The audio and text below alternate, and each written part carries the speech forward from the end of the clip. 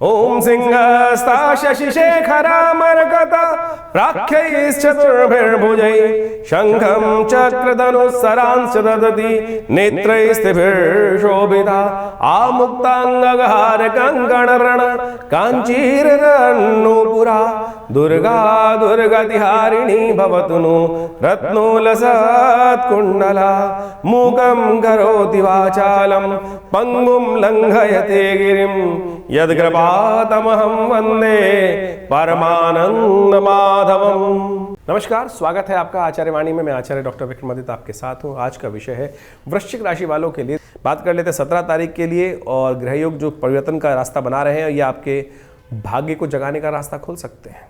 17 तारीख मंगलवार, द्वितीया तिथि। इस दिन जो है देखिए, बुध भी विशेष तौर पर ग्रह योग चलते हुए आपके लग्न में मार्गी हो चुके हैं ऑलरेडी, और ये मार्गी होकर आपको सही दिशा दिखा रहे हैं। साथ साथ मंगल जो थोड़ी हिम्मत कम कर रहे थे, उनके साथ चंद्रमा विराजमान हो जाएंगे इस दिन। और ये चंद्रमा विराजमान होकर आपके लिए कहीं ना कहीं लाभ का रास्ता खोल सकते हैं। इसको ध्यान रखते हुए आपको काम कर लेना चाहिए। ये आपके लिए बहुत अच्छा रहेगा। स्थिति मंगलवार को है, हनुमान जी का स्तवन करें, हनुमान जी को चोला चढ़ाएं, कृपा प्राप्त होगी। 18 तारीख बुधवार का अवसर, तृतीया तिथि है इस दिन। और ग्रह नक्षत्र आपके लिए आपकी उम्मीद के अनुसार से रास्ता देने के रास्ते बना सकते हैं। तो उसके लिए थोड़ा सा आपके मन में धर्म का उदय भी होगा। रास्ते बन रहे हैं बढ़िया, उसका उपयोग करने का प्रयास करना चाहिए। विघ्न दूर करने के लिए भगवान बुधवार का अवसर है, भगवान गणेश का स्तवन करें, गणेश जी को पीले पुष्प अर्पित करें।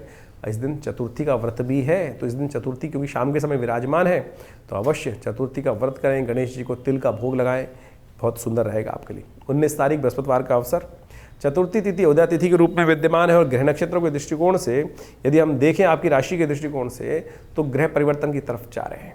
मूड के स्विंग से बचने का प्रयास करें, नेगेटिव विचार मन में ना आने दें, तो आपका दिन आपके नाम हो सकता है। ये साफ साफ दिखा रहे हैं।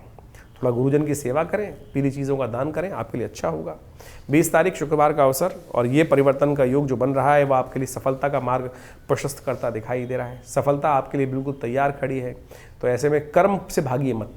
ग्रह नक्षत्र दिखा रहा है कि आपके लिए कर्म के अनुसार से फल प्राप्ति के योग बन रहे हैं, तो इसलिए पूरी तटस्थ होकर काम करेंगे तो अवश्य पूर्ण लाभ प्राप्त करेंगे। दिसंबर का मध्यकाल जो है, विशेष तौर पर आपने भी समझा कि ग्रहों का योगा योग किस प्रकार का बन रहा है। कई ग्रहों का परिवर्तन का योग बन रहा है, और इस बार संक्रांति और पूर्णिमा दोनों के दोनों विशेष तौर पर योग बना रहे हैं एक विशेष प्रकार का। देखिए, विश्व के दृष्टिकोण से योग अच्छा नहीं माना जाता। पूर्णिमा और संक्रांति यदि एक दिन पड़े तो कोलाहल का योग बनता है, शास्त्र के दृष्टिकोण से कहा गया है इस प्रकार से। और विश्व में आप देख ही रहे हैं किस प्रकार का योग बना हुआ है। साथ साथ इस बार जो वक्र गति से चलते हुए बुध मार्गी हो रहे हैं, वो विशेष तौर का योग एक और बनाने का स्थिति उत्पन्न कर रहे हैं कि जो मार्केट, जो शेयर मार्केट इत्यादि में जो कार्य करते हैं, वो ध्यान रखने का कार्य करना चाहिए उनको कि मार्केट का रुख एकदम पलट सकता है, यानी एकदम कुछ ऊपर नीचे होने का योग बन सकता है। खासतौर पर आपको उसका ध्यान रखना चाहिए। इसके साथ साथ तेजी का रुख लगातार जो बनता दिखाई दे रहा है, शनि और शुक्र पर मंगल की दृष्टि जो पड़ रही है, वो विशेष तौर पर कहीं ना कहीं परिवर्तन का योग बहुत बना रही है। तेजी बाजार में रह सकती है, और इस तेजी में रहते हुए जब ये परिवर्तन का योग बनेगा, विशेष तौर पर जो बुध हैं वो मार्गी, जो वक्री मार्गी होने का योग बनाएंगे, वक्र गति से मार्गी की तरफ जाएंगे, तो ये खास तौर पर रुख पलट सकता है। तो ऐसे में ध्यान रखते हुए कार्य करने की जरूरत है। देखिए, समय को पहचानने की आवश्यकता है। और ऐसे में पौष का महीना जो है वो विशेष तौर पर आरंभ हो ही रहा है दिसंबर के मध्यकाल के अंदर। तो पौष का महीना अपने आप में बहुत विशेष माना जाता है। कहा जाता है कि पौष का महीना जो है वो एक तरह से विशेष तौर पर छोटा पितृपक्ष माना जाता है। इस मास में विशेष तौर पर इस बार जो योग बन रहा है, खरमास भी साथ साथ आरंभ हो गया है। तो ऐसे में विशेष तौर पर ध्यान रखने का प्रयास करना चाहिए। हमारे शास्त्र के दृष्टिकोण से कहा जाता है कि इस पौष के महीने में कोई भी शुभ कार्य नहीं करना चाहिए। जो विशेष तौर पर शुभ कार्य किए जाते हैं, विवाह इत्यादि, मुहूर्त इत्यादि, मकान का मुहूर्त, देव प्रतिष्ठा इत्यादि, ये सब पौष मास के अंदर निषेध हो जाती हैं। केवल यज्ञ इत्यादि करने के लिए, भगवान का स्मरण करने के लिए सबसे श्रेष्ठ महीना माना जाता है पौष का महीना। प्राचीन काल में कहा जाता था कि पौष के अंदर सबसे ज़्यादा यज्ञ जो होते हैं, बड़े बड़ी कथाएँ जो होती हैं, वो इसी पक्ष में विशेष तौर पर इसी पौष के महीने में हो जाती है। और इस बार तो पौष और खर जो मास है वो संयुक्त रूप में है। देखिए, खर का महीना मतलब आमतौर पे कथाएं तो बड़ी विचित्र चलती हैं। खर मास जो है विशेष तौर पर जब सूर्य जो है वो बृहस्पति की राशि में आ जाते हैं, 2 बार इस प्रकार का योग बनता है। एक तो 15 दिसंबर के आसपास से लेकर 13-14 जनवरी तक के बीच में जो मुहूर्त बनता है, जब मकर राशि में सूर्य प्रवेश कर जाते हैं। जो कथा चलती है तो बड़ी विचित्र है कि सूर्य के जो घोड़ों की जगह कुछ और, उनकी जगह जो पौराणिक कथाएं हैं, लेकिन उस पौराणिक कथा का अर्थ कुछ और निकलता है। वो विशेष तौर पर समझने का प्रयास करना चाहिए। खर का मतलब वहां पर केवल उस शाब्दिक रूप में ना लें कि उन्होंने अश्व की जगह कुछ और खर को वहां पे उसके साथ जोत दिया और अश्व थक गए थे। मूल कारण क्या है? हमारे यहाँ ग्रहों की बल देखा जाता है कि कौन से ग्रह का, बृहस्पति का, शुक्र का, इन तमाम सूर्य इत्यादि का बल कब है। यदि आप ऑर्बिट की तरफ से ध्यान दें तो क्या है, सूर्य जो है उस ऑर्बिट में चलते चलते सबसे शॉर्टेस्ट ऑर्बिट में चले जाते हैं, और ये राशि जो धनु राशि में जब सूर्य प्रवेश करते हैं तो सबसे छोटा ऑर्बिट हो जाता है, और इन दिनों क्या होती है, रातें बड़ी हो जाती हैं, दिन छोटे हो जाते हैं, यानी सूर्य का बल विशेष तौर पे कमजोर की कम स्थिति में आ जाता है। तो इसलिए कहा जाता है कि पुण्य बढ़ाने के लिए सूर्य किसके मालिक हैं? आत्मा के मालिक हैं। सूर्य कीर्ति के मालिक है, यश के मालिक है, और विशेष तौर पर कई प्रकार के संबंध को बढ़ाते हैं। और इस संसार का जो औचित्य है वो सूर्य के कारण ही है। और सूर्य जब सबसे छोटे पेरिफेरल के अंदर आ जाते हैं तो बहुत कम देर के लिए दिखते हैं। तो इसीलिए कहा जाता है कि सूर्य का बल कमजोर है, इसीलिए शुभ कार्यों को करते वक्त आत्मा का जो उत्थान की तरफ योग बनता है वो कहीं ना कहीं थोड़ा कमजोर रहता है। तो इसलिए इन सब कार्यों के लिए इसमें रोक लगाने का प्रयास किया था। पौष महीने के अंदर बहुत सारे शुभ कार्य शास्त्र में वर्णित है।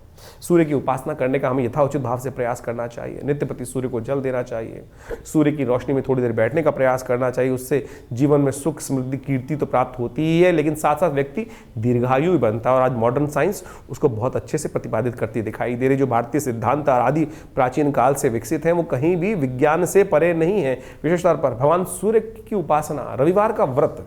देखिए होता क्या है कि सर्दियों के अंदर आमतौर पर बहुत ज़्यादा खाना खाया जाता है, तो थोड़ा सा आपके उधर को भी थोड़ी शांति प्राप्त होने का प्रयास करना चाहिए। तो हम इसको कोरिलेट करने का प्रयास कर रहे हैं। तो शास्त्र के दृष्टिकोण से जो पौष के महीने का ये विज्ञान बताया गया, इस बार तो पौष और खर मास दोनों एक साथ जो योग बना रहे हैं, तो कम से कम आपकी राशि के दृष्टिकोण से आपको कम से कम इस बात का भी ध्यान रखना चाहिए कि सूर्य को बल दें। तो आपकी राशि से सूर्य का जो संबंध है वो विशेष तौर पर हमने आपको बताया ही। तो आपको ध्यान रखते हुए क्या करना चाहिए, रविवार का उपवास रख सकें, घनी सूर्य आदित्याय नमः इस मंत्र का जप कर सकते हैं। और विशेष तौर पर इस पौष के महीने में उनका एक विशेष नाम है भग, और उस स्वरूप में उनका पूजन करने से, ओम भगाय नमः इस मंत्र का जप करने से, ओम घृणी सूर्य आदित्याय नमः इस मंत्र का जप करने से समस्त प्रकार के कल्याण के योग बन जाते हैं। कहा जाता है कि इस महीने में पाचन क्रिया को ठीक करने के लिए सिद्धांत बनाया गया कि तिल का सेवन करें, और खासतौर पर खिचड़ी का भोग भी भगवान को भी लगाया जाता है, और खासतौर पर उसका सेवन भी करने का शास्त्र में नियम बताया गया है। उड़द की दाल और चावल का योग करते हुए, तिल का खासतौर पे उपयोग करते हुए यदि आप करेंगे तो क्या होगा, सर्दी भी कम लगेगी, इम्यूनिटी भी स्ट्रांग हो जाएगी, पाचन क्रिया ठीक रहेगी। तो इससे बहुत अद्भुत रूप से लाभ प्राप्ति के योग भी बन जाते हैं। खर मास में एक विशेष तौर पर देखिए सूर्य का संबंध खास खर मास में है, और कहा जाता है भगवान विष्णु की सुंदर आराधना करें, ओम नमो नारायणाय इस मंत्र का यथाउचित भाव से जप करें। तुलसी का पूजन करना समस्त प्रकार के कष्टों को दूर करने का योग बनाता है। तो खर मास में नित्य प्रति इस बात का ध्यान रखना चाहिए। शाम के समय भगवान भगवती का खासतौर पर ध्यान करते हुए उनके समक्ष एक दीपक प्रज्वलित करते, उनकी एक प्रदक्षिणा लगा लें। ये विशेष उपाय कर लेने से कई प्रकार से कष्टों को निवारण करने का योग बन जाते हैं। ध्यान रखें, खर मास में सूर्य कमजोर है, वाद विवाद में नहीं फंसना चाहिए, और तामसिक भोजन करने से प्रहार करना चाहिए। आमतौर पर हमारी जो संस्कृति है यहाँ पर तामसिकता है ही नहीं। विदेश में तो आमतौर पर हर जगह तामसिकता भरी पड़ी है। तो इसलिए इस बात का ध्यान रखते हुए सूर्य का बल कमजोर होने के कारण से इस महीने में, खर मास में और खासतौर पर पौष के महीने में जो कहा जाता है कि उसका ध्यान रखते हुए कार्य करना चाहिए। उसके बाद मकर संक्रांति आती है, नई शक्ति का संचार हो जाता है। तो आप इन सब चीज़ों को समझते हुए, यदि हमने जो पूरा विज्ञान आपके समक्ष उपस्थित किया, इस समझते हुए कार्य करेंगे तो देखिए बहुत अच्छा आपके लिए योग बनेंगे। बाकी हमने आपकी राशि के अनुसार से भविष्यफल तो बताया ही है, और ये कार्यक्रम हम आपके साथ लगातार रखते हैं। आपके प्रश्नों का समाधान देखिए, ज्योतिष के दृष्टिकोण से कई प्रकार से मतांतर से जो भविष्य फल बताने का तरीका है, आपकी राशि के दृष्टिकोण से भी, नाम के दृष्टिकोण से भी, न्यूमरोलॉजी के पॉइंट ऑफ व्यू से भी, आपके नाम के अक्षर भी बता सकते हैं कि आपका भाग्य कहीं ना कहीं, ये छोटे छोटे आयाम है ज्योतिष के अंदर, इन सबका बड़ा अच्छा योग है। लेकिन हम कई लोग केवल न्यूमरोलॉजी को ही पूरी ज्योतिष के रूप में उपस्थित कर देते हैं। तो ज्योतिष की जो गणनाएं हैं, जो हमारे विशेष तौर पर गणना शास्त्र के अनुसार से जो बताया गया है, ग्रहों की योग इत्यादि के संबंध में बताया जाता है, उसका तो वर्णन किया ही नहीं जा सकता। लेकिन बाकी छोटी छोटी चीज़ें बहुत अच्छी हैं, महत्वपूर्ण हैं, उनका भी सहयोग लेते हुए हम आपके साथ लगातार बने रहते हैं और बहुत सारी लगातार वीडियोस आपके समक्ष उपस्थित करते रहते हैं। हमारा आश्रम दिल्ली में इस सब चीज़ों में बहुत अच्छा शोध कार्य पिछले करीब 50-60 सालों से कर ही रहा है। आचार्य श्री केशव देव जी महाराज के सानिध्य में हमने भी समस्त शिक्षा दीक्षा ग्रहण करने का प्रयास किया, और बाल्यकाल से पिताजी के सानिध्य में रहते हुए बहुत सारे शोध करने का अवसर मिला, चाहे वो मुद्रा विज्ञान हो, चाहे वो भारतीय संस्कृति के संबंध में और भी बहुत सारे मंत्र विज्ञान, यज्ञ विज्ञान, और उन्हीं सब में हमने पूरे विश्वास के साथ सीखा, समझा।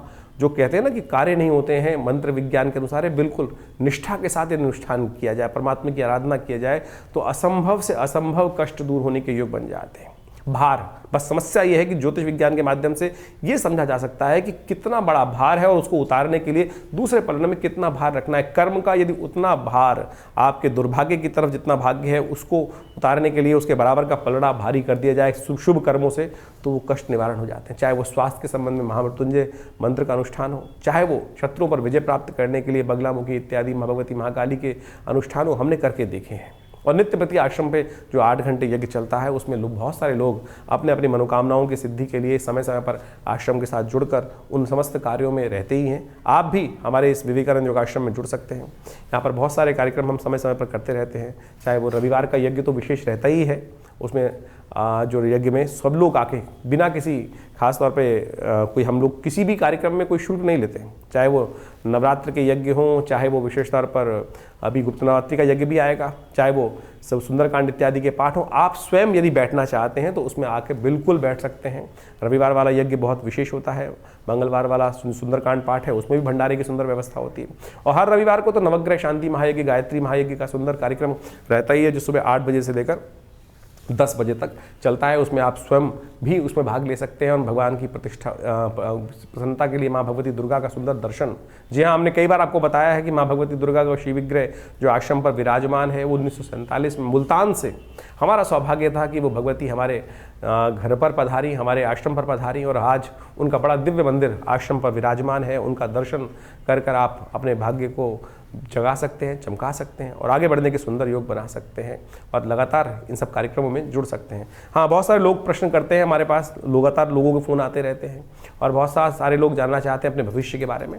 तो उसके लिए आप हमारे नंबर्स पर व्हाट्सअप करिए, हम प्रयास करेंगे उन सब प्रश्नों का। देखिए, टाइम लग सकता है, बहुत सारे लोगों को बहुत जल्दी लेना होता है, बात करनी होती है, तो उसके लिए अपॉइंटमेंट्स भी ले सकते हैं, चिंता ना करें। लेकिन यदि आप कुछ भी जानना चाहते हैं तो व्हाट्सएप के माध्यम से आप अपने प्रश्नों को हमें भेजने का प्रयास करें। व्हाट्सएप के माध्यम से अवश्य हम उन प्रश्नों का निदान समय पर देने का प्रयास करेंगे। और साथ साथ यदि आपके पास जन्मपत्री नहीं है, बहुत सारे लोगों का प्रश्न ये आ रहा है आजकल कि हमारे पास जन्मपत्री नहीं है, तो कोई बात नहीं, आपके हाथ का रेखा चित्र जो है आप व्हाट्सएप पे भेज सकते हैं, दोनों हाथ का रेखा चित्र, उस पर अपने नाम, अपनी आयु, अपने प्रश्न हमें भेजेंगे तो हम अवश्य जल्दी से जल्दी आपके प्रश्नों का निदान देने का प्रयास कर सकते हैं। हाँ, इसमें टाइम लग सकता है, थोड़ा टाइम लग सकता है, क्योंकि बहुत सारे लोगों के प्रश्न हमारे इस चैनल के माध्यम से हमारे साथ जो जुड़ते हैं वो आ रहे हैं और इस चैनल का विस्तार बहुत अच्छी गति से हो रहा है। जो आप सबका हमको साथ मिल रहा है, सहयोग मिल रहा है, उसके लिए हम बहुत विशेष तौर पर हृदय से आप सबका धन्यवाद देते हैं और प्रयास कर रहे हैं कि इन सब भारतीय संस्कृति के संबंध में, अभी हमने मुद्राओं के संबंध में कुछ वीडियोस निकाले थे, तो आज जो विशेष तौर पर इस समय चल रहा है सूर्य को शक्ति देने के लिए, इस मुद्रा का नित्य प्रति प्रयोग करें। ये जो रिंग फिंगर जिसे कहा जाता है, सूर्य की उंगली है, सूर्य जैसे हमने कहा अभी आपको निस्तेज हो जाते हैं, कमज़ोर हो जाते हैं, क्षीणस्थ अपने जो चक्र में सबसे शॉर्टेस्ट ऑर्बिट में रहते हैं इस समय में, तो उसको ठीक करने के लिए ये मुद्रा बहुत ज़बरदस्त ताकत देगी। आपकी आत्मा का साक्षात स्वरूप सूर्य माने जाते हैं, तो उसको ठीक करने के लिए ये सूर्य मुद्रा, सबसे रिंग फिंगर को अंगुष्ठ के अग्रभाग से लगा देने से ये सूर्य मुद्रा बनती है।